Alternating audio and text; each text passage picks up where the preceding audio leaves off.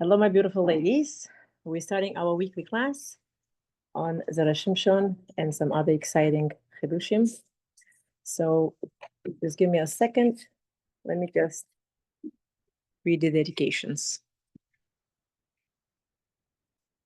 Our class is sponsored and dedicated for Hatzlacha and Shidduch Jonathan David Ben Rita Malka, Eric Ben Yael, Michal Ben Batleya, Angela Abigail Malka Bat Yulia Yael, Meir Ben Katya Kizi, Daniela Bat Sveta. May Kadosh Baruch Hu send you the right zivug b'karov with ease. It should be with clarity. It should be without any challenges from the root of your neshama, from the shoresh. Bezrat Hashem. Refuah shlema, Frecho Bat Sivio, Gabriel Ben Ima Shalom, Bechor Chai Ben Esther, Miriam Bat Esther,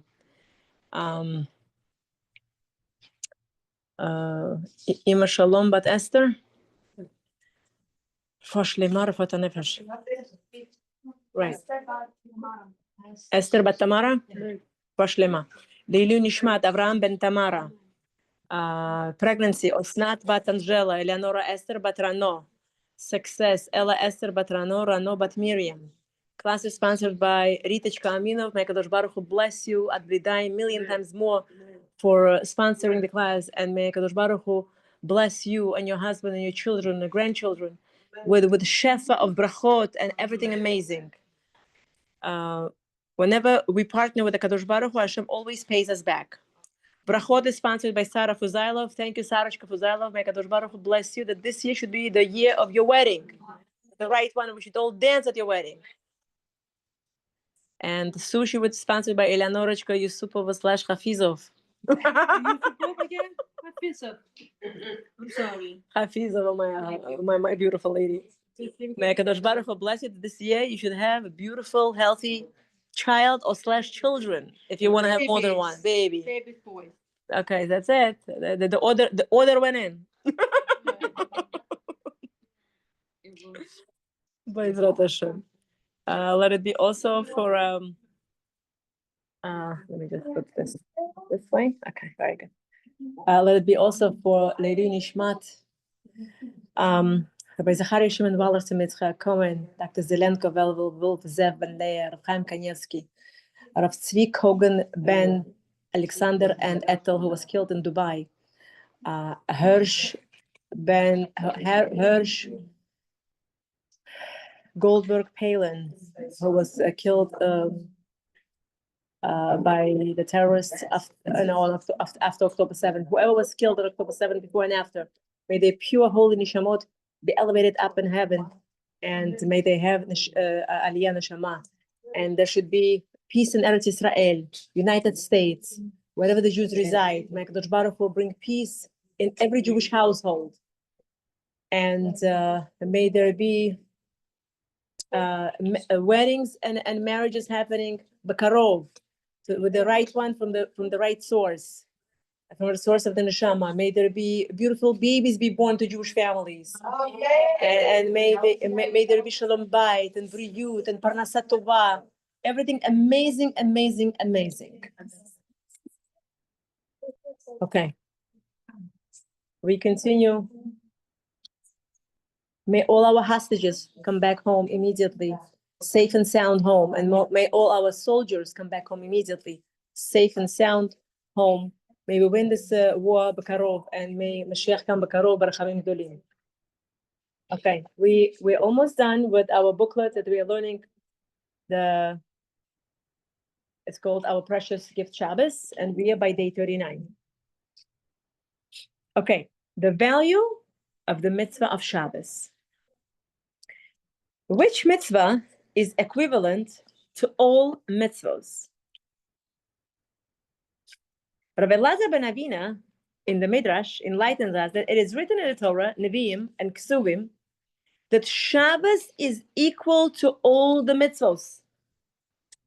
Hashem said to Bnei Israel, if you're worthy and keep Shabbos, I consider it as though you kept all the mitzvahs in the Torah.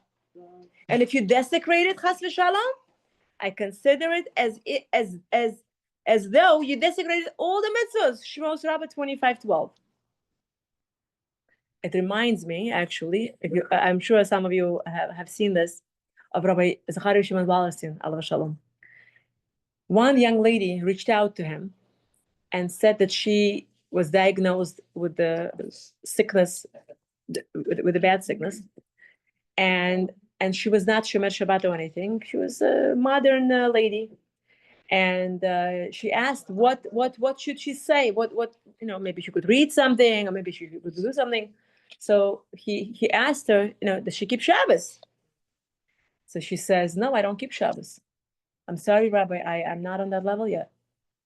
So he says to her, I think it would be a good idea to do it. And he says, you know what? And she says, Rabbi, ask me anything you want, but don't ask me for Shabbat. I'll do anything you want, but don't ask me for Shabbat, she says. So he says to her, you know what? I'm not allowed. He says to her, I'm not allowed to give you this permission to do whatever you want on not Shabbat. Let me ask my rabbi. So he calls his rabbi. That's a big rabbi in Israel. And he says, this is the situation. A young lady with a sickness, and she's asking, what should she do? What do I tell her? So the first thing he asks is she Shomer Shabbos and Mitzvos? So he says, she's not. So tell her to keep Shabbos. I already asked this. She said she can't. Tell her, in the zechus that she's going to keep Shabbos, I'm giving her a blessing that she will go to her doctor and there will be nothing on any of her tests. She should take it immediately upon herself. Rabbi Wallerstein calls her back to the girl. He says, listen, this is the news. This is what the rabbi from Israel said, that you have to take it upon yourself. And the girl says, Rabbi, I can't. I cannot lie to you and say I can, and then I have to kosher my kitchen. I have to kosher everything. And start the Shabbat. It's too much for me. So he says, listen, do you want to be healthy? Or do you want to go to doctor and get a treatment and maybe it will work, maybe it's not. But here the rabbi is guaranteeing, giving you a blessing. She says, let me think about it, Rabbi. I'll get back to you. So she calls back and she says, Rabbi, how do I do it? It was very hard for her, but she takes it upon herself that she's going to do it. And she gets back to Rabbi Wallerstein and says, Doctor, you're not going to believe this. Because I broke my nature and I did this, the doctors could not believe there was nothing on the test. Wow. And I'm ready to cry and because I would, if you would tell me, I would not believe you. But I said, okay, I'm going to do it. I'm going to do it. I know, unfortunately, somebody personally who also I was trying to be Mekarev and told her she also had a sickness, and I told her to take Shabbat upon yourself fully. And she told me, I can't. I said to her, listen, your life is at stake. There's a sickness that you're going through chemo, radiation. Why do you need this? It's so much easier. But I can't. Try 1 hour and then 2 hours. Slowly add. Okay, she tried a little bit, whatever she could. Unfortunately, 3 years later, the sickness came back to her. Right now, she's going again through treatments. And even somebody I know, even she heard about. She gave her a candlesticks, and she explained to her how to put candles for Shabbat. You know what? Hashem is knocking on the door. We shouldn't be saying, I can't. And you know what? This person was ready to keep Shabbat if her dog would be still alive. Oh, yeah, you told us. If her dog would still be alive, she would keep Shabbos. It's weird, yeah, I know, a little bit. All right. Halacha in practice. Yeah. Boneh soter ohel and makeh befatish. Constructing a building or adding something to the building. For example, inserting a nail in the wall falls under the malacha of boneh, building. Okay, so we all know, but it's just like a review. We cannot bang a nail into the building on Shabbos because that's a part of the malacha of bone, of building, so we cannot do it. Next. Forming a new keli. Keli means a vessel. Fixing a broken keli. Building and forming substances can fall under the melachos of boneh and makeh befatish, applying the finishing touch to a keli. Breaking apart such kelim can fall under the melacha of soter. So anything that has to be with the building and anything that putting aside, taking apart, also we may not do on Shabbos. Next. The following halachos apply to these melachos. Okay, now they're going to give us examples. Fixing or creating kelim. It is asur to insert a broomstick into a broom. Tighten the stick or take it apart. If the broomstick is loose,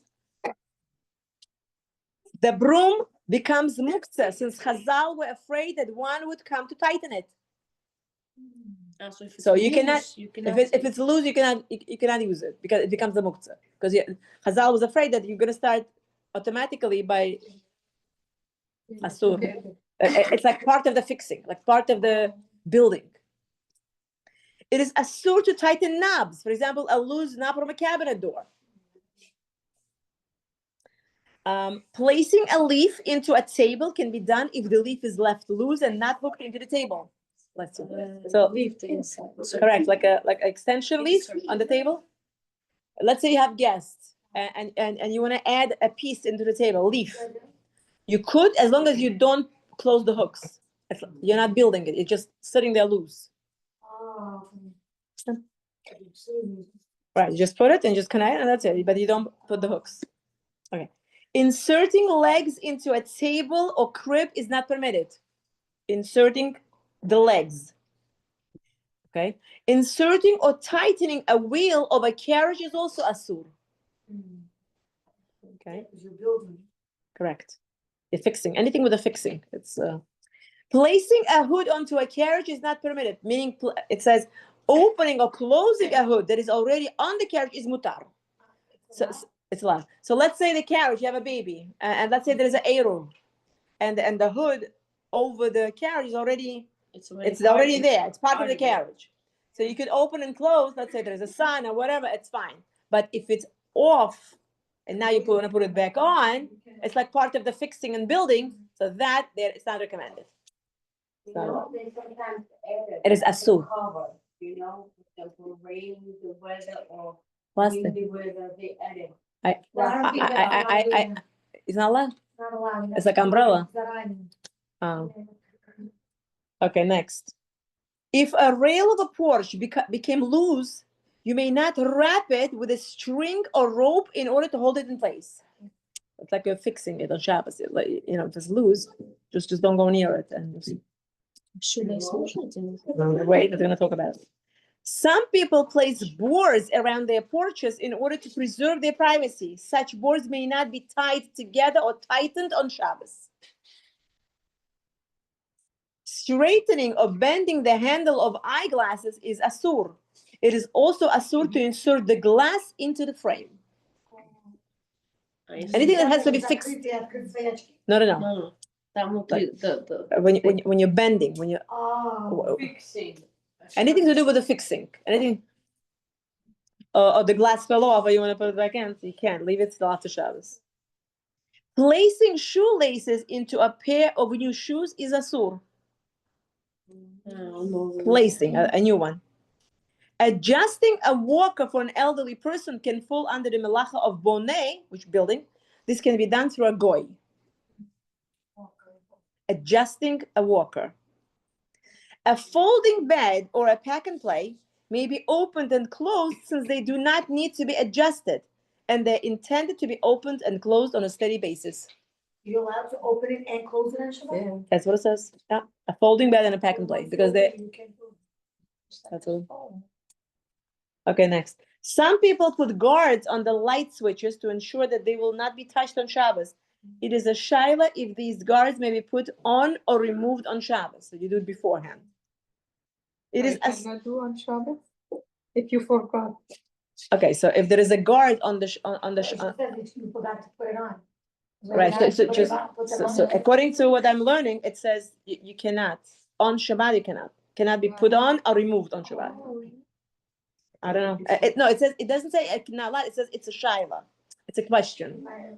Yeah, because once you put it, you can touch it Sometimes you put and you can turn it on or By off, mistake. whatever, by accident. By accident. So it's Could be. dangerous, kind of. Right. It is asur to make an arrangement, a bouquet of flowers. Yeah. We can make an arrangement for the flowers. To arrange something, you're building like a certain bouquet. You're building something. Flowers. How you go? It looks already. Very good. Okay. You're not allowed to fold the clothes as well, right? No. Say it again. Folding clothes. Folding clothes? No, unfortunately, no. No. If you need the space.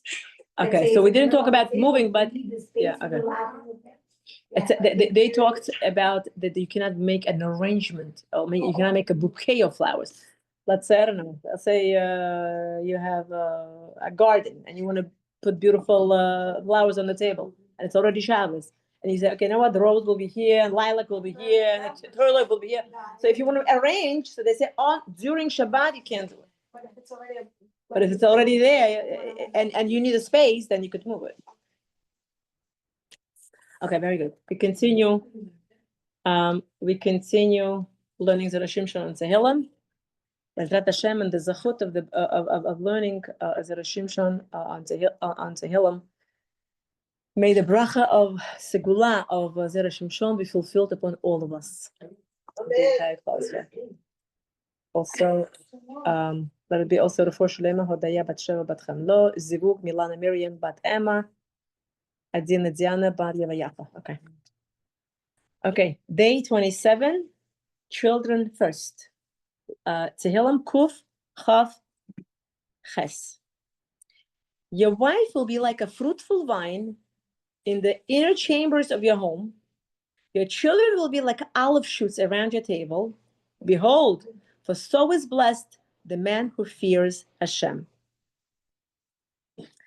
It's so funny. It reminded me of my own story.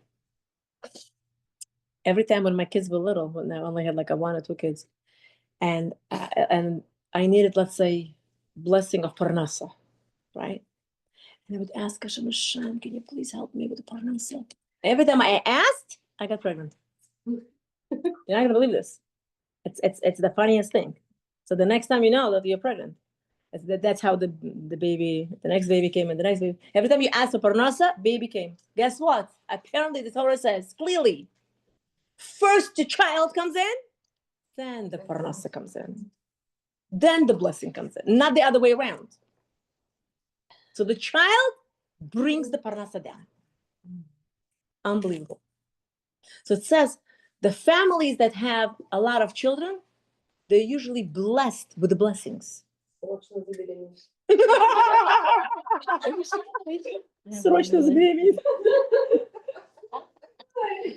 Right. So look what it says. Hashem promised Avram Avinu, and I will make of you a great nation, and I will bless you. Bereshit 12:2. You landed? Muy beautiful. So it says, shouldn't Hashem give Abraham a general blessing for greatness first, and then bracha for children? Right? Makes sense. Okay, Hashem first give me the money, and then give me the baby to spend on the money on the baby, right? So it says, the Gemara tells us the following piece of advice. The Torah teaches the proper manner of behavior.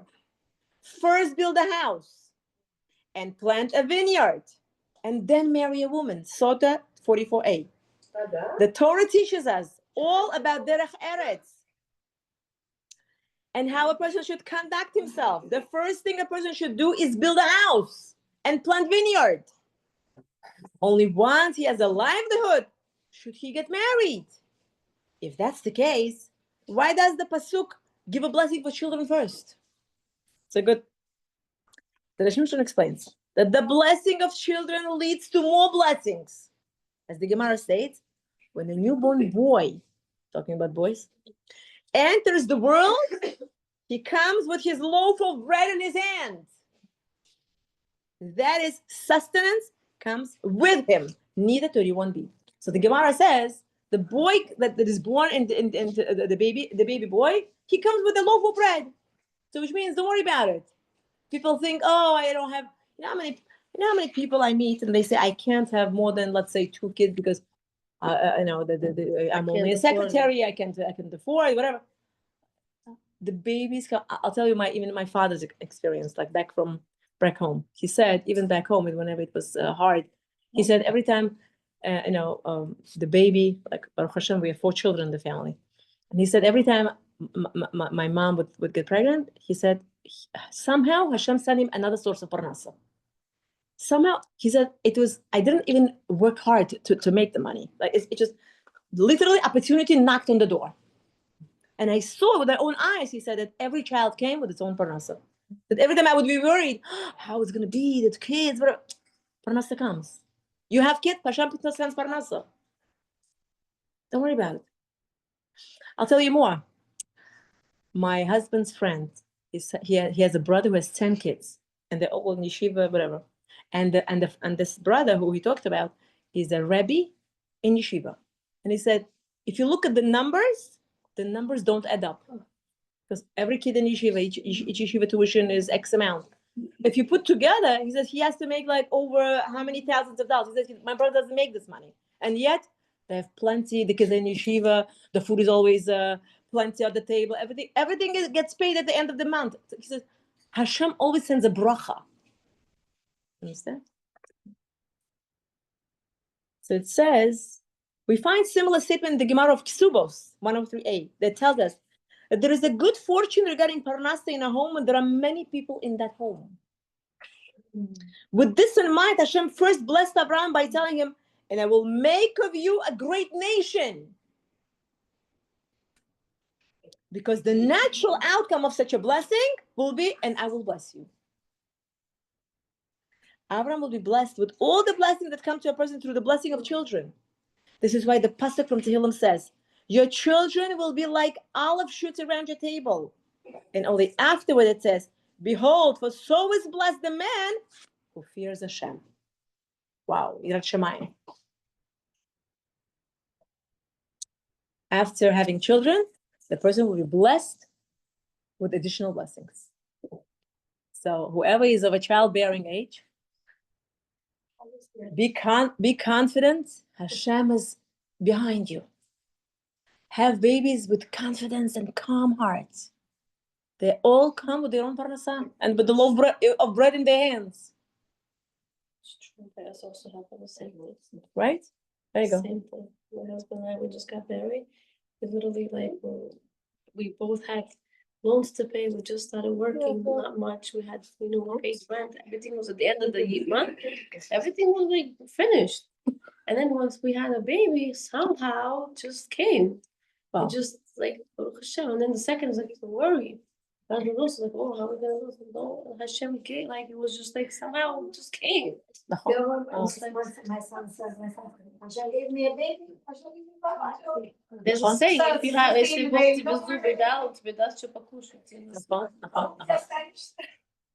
Beautiful. It's true. There was a beautiful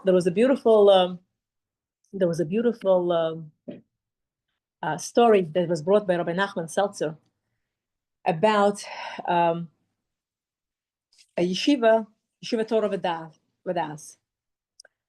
Rabbi Seltzer himself, as a child, he grew up in Brooklyn, and he says that he went to this particular yeshiva from pre-1A till the 4th grade, and he felt very close to this yeshiva. And here's a beautiful story that happened in that yeshiva. What happened? There was a teacher who taught in that class, not in his class, but in one of the classes in that yeshiva. The teacher's name was Mr. Jonathan Berger. Mr. Jonathan Berger taught in the yeshiva for 26 years. She taught English, math, social studies, and science to 6th, 7th, and 8th graders. And there was a boy in the class, Yaakov Yehuda. And this was a secular study teacher for this boy. So what happened was, every time this boy would get a lower grade that he wanted, he would mention that, work a little bit harder for the next test. And now this boy says to the teacher, he says, if you, the boy says to the teacher, if I get hundreds on every test, can I ask of you to put on tefillin? Wow. The boy says to the teacher. The story was all over the news. Wow. It really was, and they showed it that it really happened. And the teacher says, you know what? So the guy is 52, the teacher. And the other one is an 8th grader. Oh, Right. 8th grader. So the teacher says, you know what? He says, if you're gonna bring me hundreds every test, I'll promise you, starting the next test, I promise you I'm gonna put it on. And this boy was studying like you wouldn't believe it, because he wanted this teacher to put on tefillin. He was secular. He was just a teacher, but he was a secular guy. So all the kids were around the table to see how he's gonna do well on the test. And he sees every question was correct. He gets 100. And now they knew that Mr. Berger is gonna keep his word, that he was a man of his word. So, but then he said, you know what? But I don't have a tefillin. Last time I put on when my father made bar mitzvah when I was 13. So he comes to the principal of the school. He says, do you know where I could get a tefillin to put on? Because I promised my student that if he gets 100 on a test, I'm going to put on tefillin. So the principal of the school said, of course, I'm going to give you mine. So he brings him his own to put that morning. And one of the parents of the school finds out that this teacher promised to put on tefillin if the boy gets 100 on a test. He says, I'm going to sponsor a tefillin for you. Yes. No.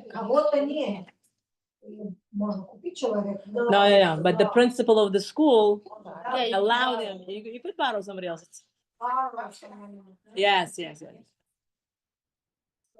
my husband always does that. What? No,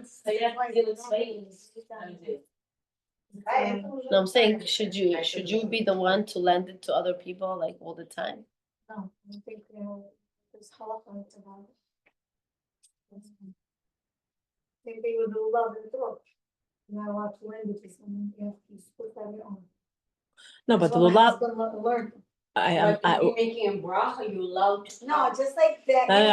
But she's right about the lulav and etrog. That's why the lulav and etrog, whenever you take it from your husband, he says, I'm giving it to you as a You gift. have to, right. So I'm giving it to you as a gift, and then you accept it, and then you make a bracha, and then you give it back. I'm giving back your stuff. I'm giving it back.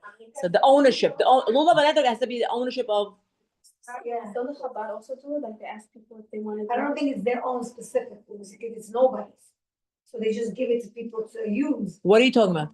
like the Chabadnikis, that's not what they're asking people to do, or you shake the roof, but it's not their own. I mean, like they have specific ones just for people to use, but it's ownerless, technically speaking. Okay, we got sidetracked a little bit. Okay, so back to the story with Mr. Berger. So the parents, one of the parents says, I'm gonna sponsor, and they sponsored a tefillin for this teacher. The teacher said, you know what? I promised I'm gonna keep it, and he started to keep it. After 4.5 weeks, he was keeping it on a daily basis, and every time the test came, it was 100. Wow. He says, you know what? Since I came this far, I put it. I would like to put on tzitzis. Now he says to the principal of the school, this Mr. Berger, and they ran out and bought a pair of tzitzis for him. And he put it on. And then he comes to the principal of the school and he says, you know what? I think I want to do something. He says, what do you want to do? He says, I want to throw a pizza party for my class. For them, introducing me and making me to be motivated. For them, learning and studying hard to get 100 on a test and making me to come to do mitzvot. I want to throw a pizza party for my kids.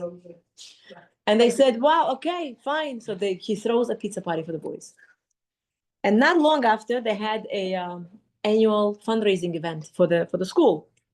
So one of the honors that was given was to this Mr. Berger. for taking this mitzvah upon himself through what he did. It was unbelievable. And another honor was given to the entire 8th grade, that class. And then another honor was given to that boy who got the 100 on a test, who actually was the who was Mekarav, that teacher. Talking about children. Beautiful. And when Mr. Berger got up to speak, he said, I work in this school for 26 years. I'm 52 years old. Half of my life I was teaching here. And he says, what these boys in this family did, and what Choravadas did for me, now I truly feel part of the family. Wow. Can you believe this? Unbelievable. Another beautiful story is told of Zera Shimshon Segula. Was a man who was an accountant, and he worked for the boss, and he always wanted to open up his own practice or his own like a business. And he heard that he contacted Rabbi Binyamin Paskets, who organizes of support of Zera Shimshon books or booklets, and he asked if any books he could sponsor to be part of the zechut of spreading Zera Shimshon books in Klal Israel and get a zechut. So he says yes. He says I want to do it in order to open my own business that I always wanted, and I always had certain fear in me, like I'm afraid. Can I do it? Can I not? And never the opportunity never came. I always worked for the boss. He says sure. So they find out how much it's going to cost. They paid to the printing company the amount of money for the books to be produced. And before even the books arrived, this man gets a phone call from one of the prestigious companies that offered him to be a partner in business. So he said, I came forward to Zera Shimshon, and Zera Shimshon came my way even before the books even were out of print. Look at the zechut of Zera Shimshon, and I truly see with many of us in our class, and many of us personally, the fact that everything is going smooth in every home, that's already bracha by itself. Bracha, immense bracha, immense, big bracha. I remember that story, how a person came to shul and they said, I'm gonna set up the table. It's gonna be Seudah Hodayan. They asked the person, what's the occasion? The person said, we always wait for something to happen and then we spread the table. Why to wait to say thank you? Let's say thank you now, before all the drama and commotion. Let's say Hashem, thank you for everything going smooth. Oh, Hashem. Okay. I would like to do a little bit of, before we go to something I wanted to share with you. Today I listened to a beautiful shiur by Rabbi Asher Kushner. Whoever is not muted, I'm gonna mute you. Sorry. Okay. So he talked about how to find your second half.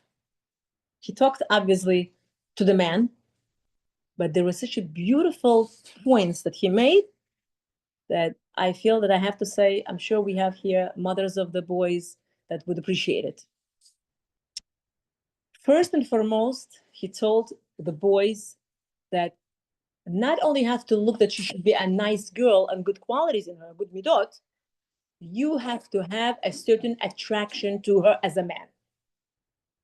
If she's a good girl, nice girl, good family, educated, whatever you want, and everything looks good on the paper, but if you do not have attraction, not a good idea to go ahead with that shidduch.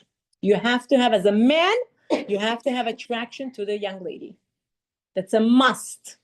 It's not only Rabbi Kushner, many Rabbeim said it, and I personally know my husband's classmate. He was once divorced, and then the second marriage, I remember being at his wedding. And he's from Chafetz Chaim family, very from. And 3 months later, they got divorced. And if you see the girl whom he married the second time was stunning, like a model. And my husband asked him once when he saw him on the street, he said, "What happened?" He said, "I was forced and pressured by the family. Get married, enough, being single, come on, get married." He says, "I gave in to the pressure." She says, "I wasn't attracted to her. But she's stunning. But she has to be attracted in the eyes of this young man.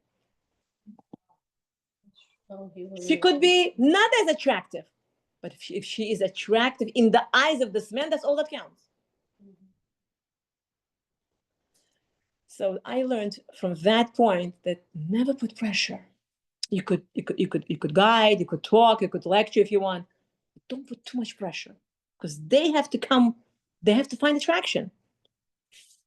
He says, okay, so what kind of attraction? He says, a girl and a guy look at their soulmate, so to speak, right?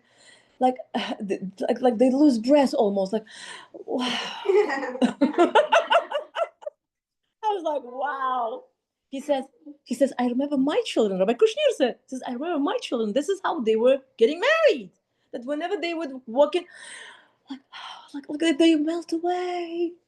He said, this is especially, at least in the beginning, he says, it has to be there. It has to be that element like of a wow. He says, men have to treat girls when they go on a dates with the most extreme politeness and gentleness and being a mensch. He said, girls don't like, how do I say it? Boys that are like a girlish boys, if I could say it. The girls are the ones who are looking forward to meet the man who looks manly, who is confident, who has a direction in life, and he knows what he's doing and he knows where he's going. So after I heard this, I said, oh my God, I have a young boy who is very gentle. I said, that's it. He's going to martial arts. I called up martial arts today. I'm telling you. I said, that's it. We have to man up. He's 10. He's 10. So my youngest. So no, but really, if you think about it, I mean, they don't man up at 20. You slowly build them up, you know. So yeah. So he said the following. He said, in the beginning of marriage, he says, do not make mistakes. He said to the man, do not make mistakes by asking the girl that you're going out with, so who did you have before me? And if she is foolish enough, she will tell you, oh, I was with A, with the B, with the C before you. She says that. Yeah, that.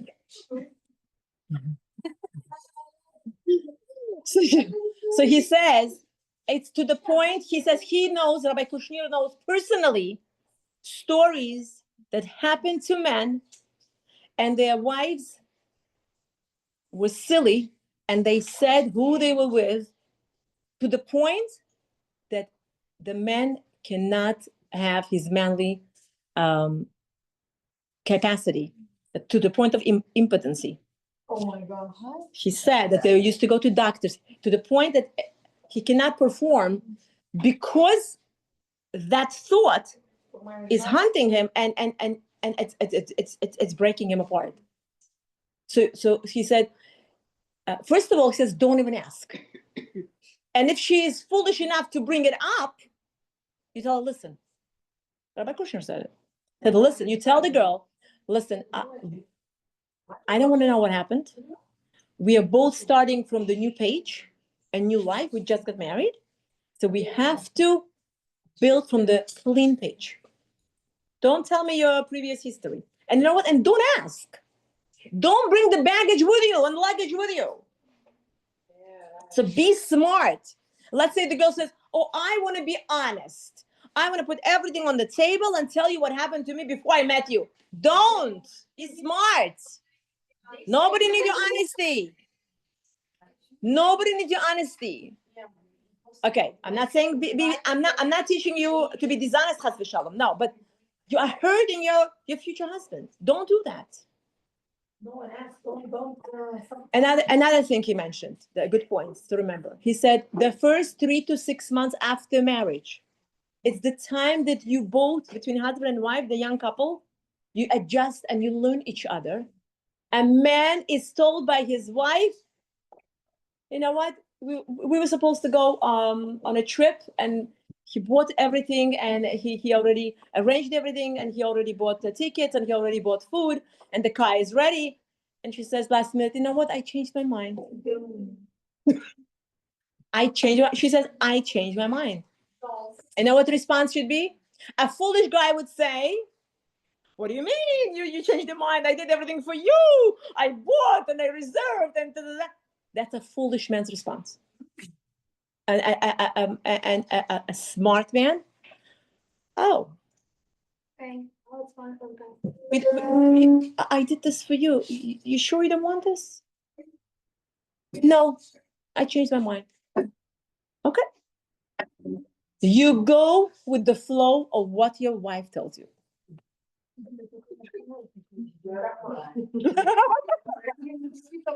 It's opposite.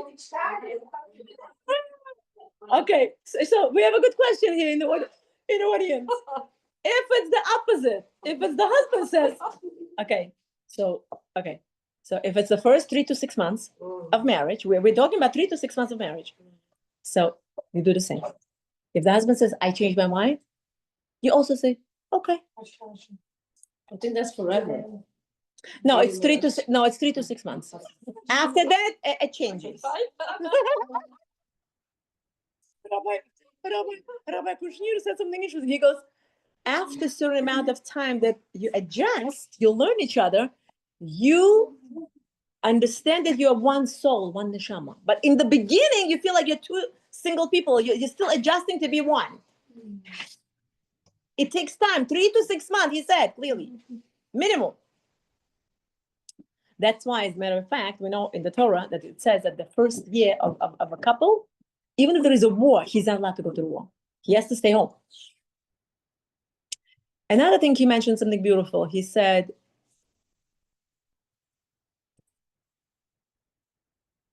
a guy is standing under the chuppah with his wife, and he says to her, wow, I didn't realize you have such beautiful friends. What? I didn't realize you have such beautiful friends, girlfriends. The worst thing you could do, he says, it's a really happened, and she never forgave him. She divorced him. Not right after chuppah, she divorced him after a year. Don't ever, it's a lesson for all of us. We all have boys. We have to teach our boys to be smart. To be smart, we have to know what we're talking about. How we speak to the girl. We don't talk about the friends. Beautiful, not beautiful. Forget about it. That's it. You only have your wife, and that's it. You don't look at anybody. You don't say it to her either.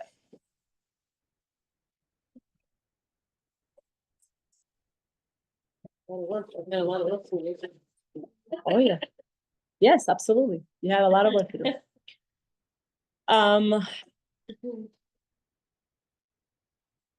Okay.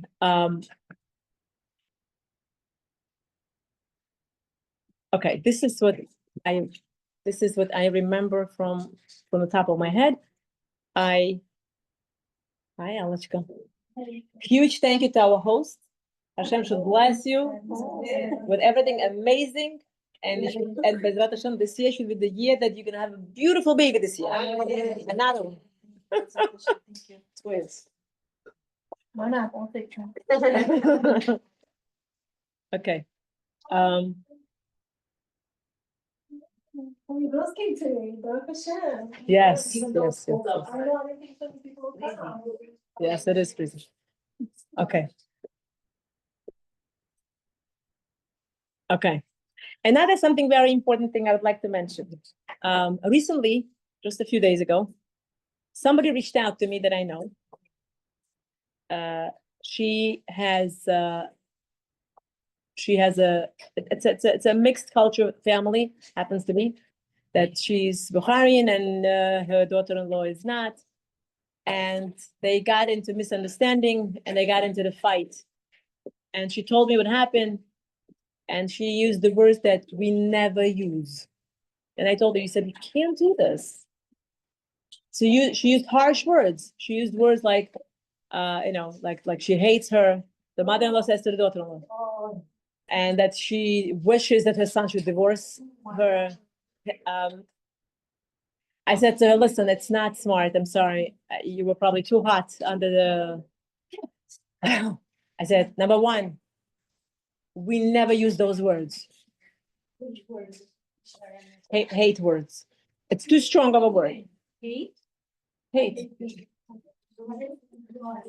With mother-in-law and daughter-in-law, have to have very diplomatic, warm, caring, loving relationship. If you don't have it, fake it until you make it. I'm not joking.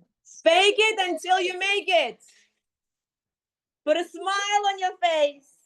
Anything I could do for you? Can I help you? Can I fold your laundry? Not on Shabbos. Can I set? Can I set up? Let me wash dishes for you. Not on. I don't know. Shabbos. We'll see. Absolutely. Let me come and help you to pick up your kids. Let me drop off the kids. You have to be smart. Always ask yourself, are you building the relationship or you're breaking the relationship? So after that, I said to her, listen, you have to apologize. I told her, and this lady is older than me, but just by a few years. I said, but you have to apologize. You owe her an apology. Your son is in her hands. So do you want him do you want him to suffer? Do you want him, or do you want him to be happy? She's gonna be, you have to understand, women, I cannot say that they bear a grudge, but they remember everything. Men will forget and forgive and forget, but the woman, until the next fight. And then she'll tell you a list of 26 years what she thinks of you, okay? Don't make her upset. Don't make the woman upset. You know why we remember? And men don't? Because the Torah says a woman is malchus. Malchus is kingship. The woman is made out of the rib of the man. So that's why we are more strict. And man is made out of the earth. They are more soft. They're like earth. You could step on them. We are rib. You're gonna tell me something? Wait until next time I see you. That's why don't ruin your relationship. Be loving. Okay. Misunderstanding, whatever. I go to her, you have to break the ice. You have to build peace back in the family. I go, send her a text message. So she goes to me, what kind of text message I should send her? She goes, can you send me a text message and I'll send it to her? I said, I'll do it for you. And it was quite a few text messages. I can't do a short one. So then she reads and she calls me back. She says, now I believe you that you finished your college with honors. She goes, it's so professional. There was nothing to fix. So I had to say, very diplomatic. Of course, I thought, as if I was the mother, how would I approach, if I messed up already, how would I tell the daughter-in-law, forgive me, I messed up. So I said in the message, I said, listen, in one of the messages, I said, listen, you have to understand where it's coming from. And this person is sick. She's going through cancer. She's going through chemotherapy, radiation. You have to understand there is diagnosis present. There is a chemotherapy. There is expensive medications. You have to be a little bit more understanding. And I do apologize. So the mother-in-law is going through all of this. So I said to her,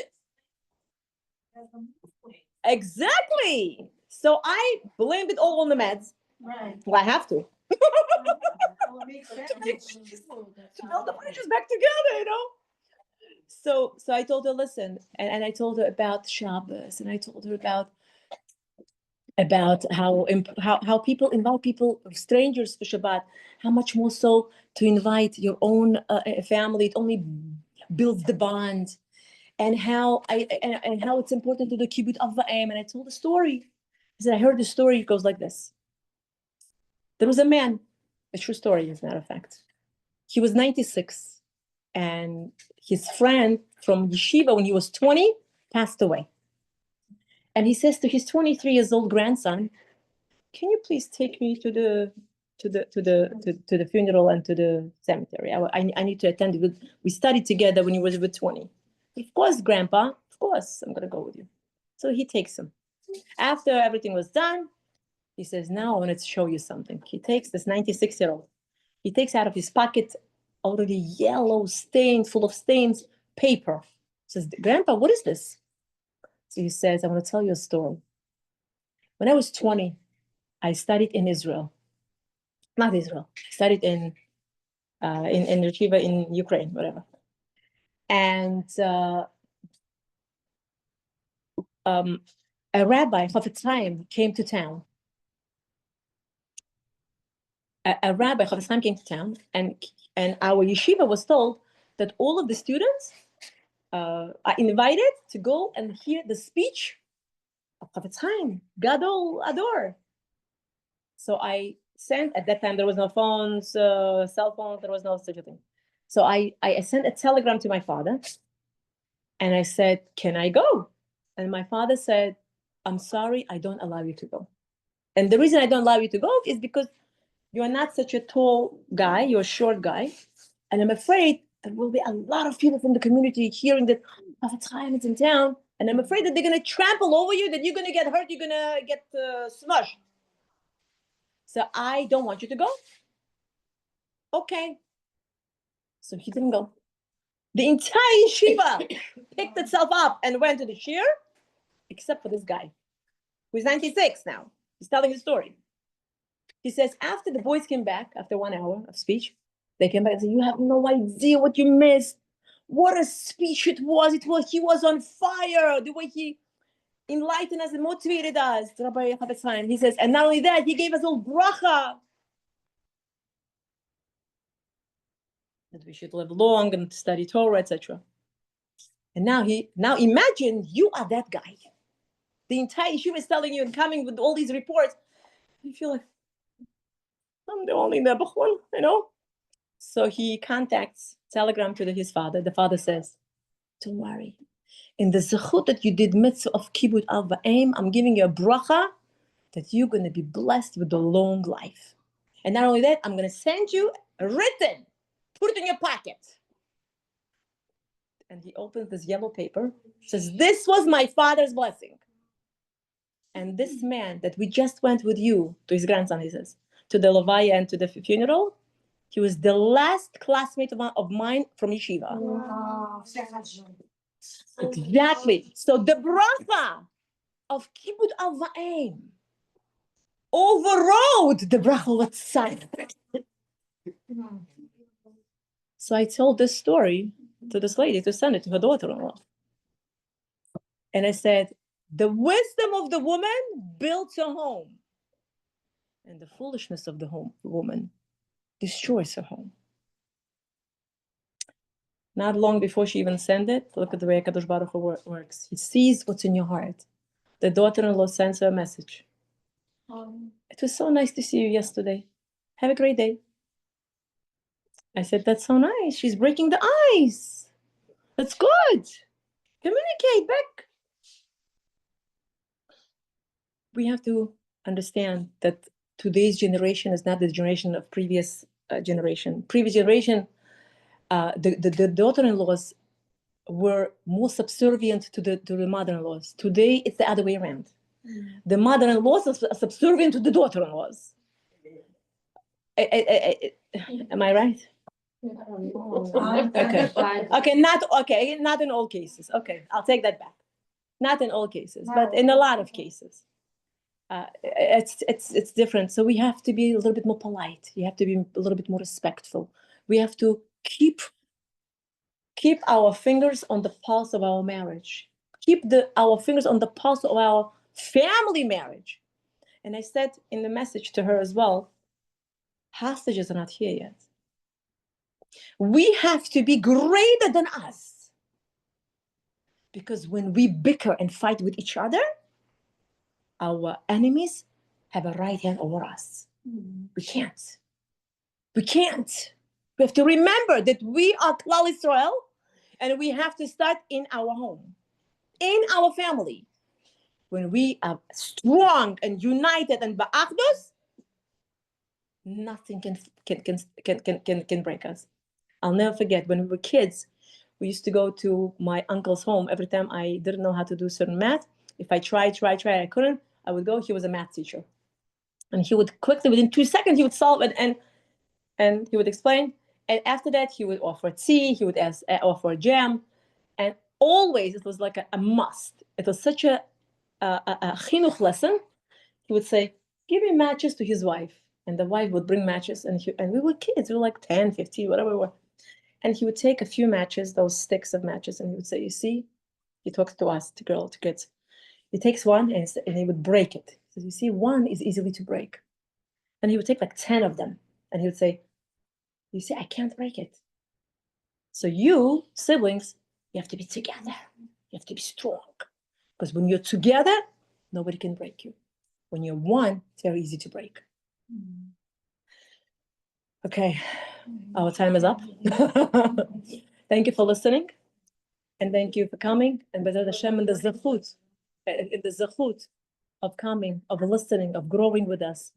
Remember what we learned. We learned that we have to be polite, we have to be respectful, we have to know how the first 3 to 6 months after marriage, that it's a time of adjusting to each other. And whatever the husband says, the wife listens. Whatever the wife says, the husband listens. Until they understand that they're both one neshama. And we have to work on ourselves. We have to be extra careful with the in-laws. And we have to remember that the bracha comes, the blessing comes. First the children come, and then the bracha comes. And we have to remember the halachot of Shabbat that we learned, what we cannot build, we cannot unbuild. And B'ezrat Hashem and the zechut, whatever we learned, we should practice it. We should give it over to others. Remember, the full mitzvah of Torah learning is when you teach others. How do you teach others? Just share whatever you learned. Just share whatever you learned with your husband, your siblings, your children. May you be all blessed for amazing, amazing Mazel Deka week. I love you all. Amen.